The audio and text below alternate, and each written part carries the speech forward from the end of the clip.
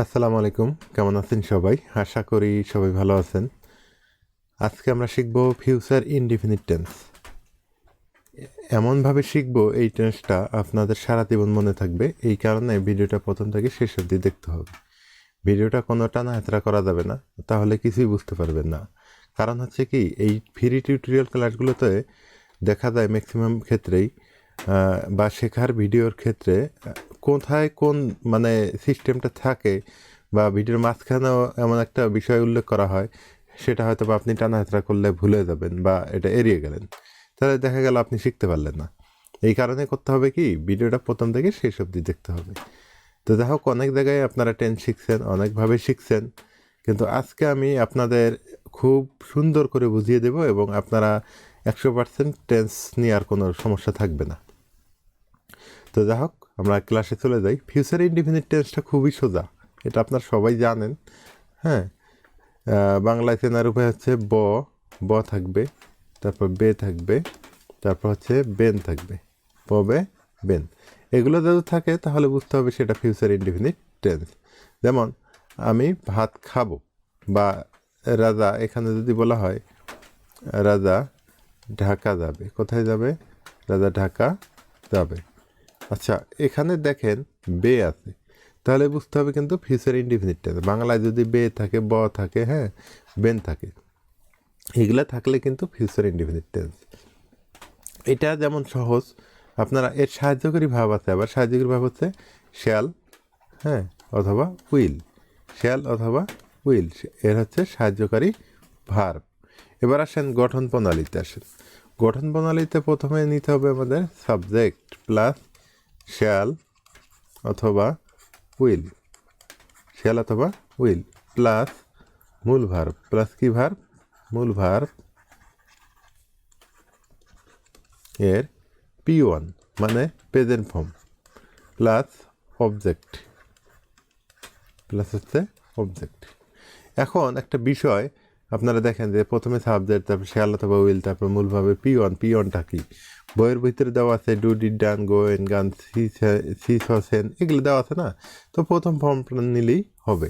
তো আমি একটা এক্সাম্পল দিই, এক্সাম্পল দিলে আপনারা সহজেই বুঝতে পারবেন যে রাজা রাজা ঢাকা ঢাকা যাবে, রাজা ঢাকা যাবে, এখানে দেখে বে আছে, সুতরাং এখানে প্রথমে রাজাটা আছে সাবজেক্ট, আমরা রাজাটা নেই, রাজা সাবজেক্টটা নিলাম, তারপর শেয়াল অথবা উইল।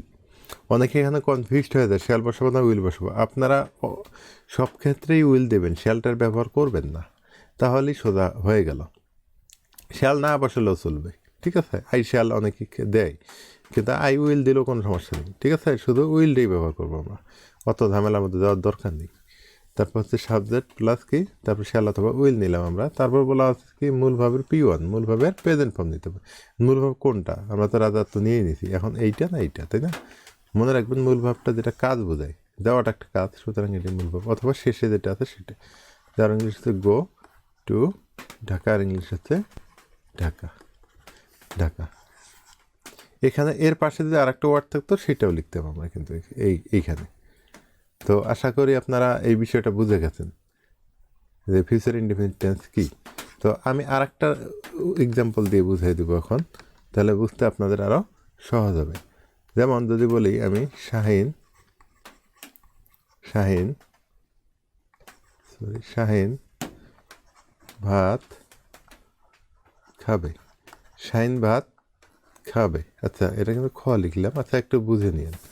তো প্রথমে লিখবো হচ্ছে কি শাহিন, শাহিন নামের ক্ষেত্রে কোনো ভুল নাই, হ্যাঁ, নাউন এটা, তো যেভাবে আপনার নাম লেখেন ওইভাবে লিখলেই হবে, যে কোনো শাহিন। তারপর হচ্ছে এখানে কি উইল, খাওয়ার ইংলিশ কি হবে?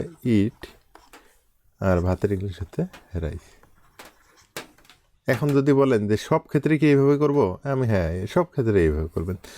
যেমন আরেকটা যদি আমরা করাই দিই, যে যদি বলা হয় রানা মাছ ধরবে, রানা মাছ ধরবে, তাহলে প্রথমে হচ্ছে সাবজেক্টটা হচ্ছে কি রানা, সাহায্যকারী ভাবে আমরা উইল নেবো, ওই যে বে আছে এখানে উইল নেবো, তারপর ধরা ইংলিশ হচ্ছে ক্যাচ, ক্যাচ, আর মাছের ইংলিশ ফিশ। এখন আপনারা মনে করতেছেন যে তাহলে তো ওয়ার্ড মিনিং পারলে আমরা পারবো। হ্যাঁ, অবশ্যই পারবেন, কেন পারবেন না? ইংরেজি তো খুবই সোজা, ইংরেজি আসলে বুঝলেই সোজা, ইংরেজি না বুঝলেই কঠিন। কেমনে বুঝলে সোজা? এই যে যেভাবে এখন করাইলাম, আমার মনে হয় এভাবে টেন্স আপনারা কোথাও করেননি, আমার মনে ধারণা যেটা। আমি এটা নতুন একটা ফর্মুলা বা ফরম্যাট তৈরি করছি আপনাদের জন্য, যাতে আপনারা বুঝতে পারেন সহজে। অথবা ইংলিশে যদি চিনতে চান, দেখেন শেয়াল উইল আছে, মূল ভাবের প্রেজেন্ট ফর্ম আছে। আচ্ছা, এই যে মূল ভাবের প্রেজেন্ট ফর্মটা কি একটু বুঝাই দিই। হ্যাঁ, এটা বুঝলে আপনাদের জন্য সহজ হবে। যেমন ডু, ডিড, তারপর হচ্ছে কি ডান, টু ডিড ডান, তারপর হচ্ছে গো, গো, ওয়েন্ট, গন। আশা করি আপনারা বুঝে গেছেন, এটা পারবেন।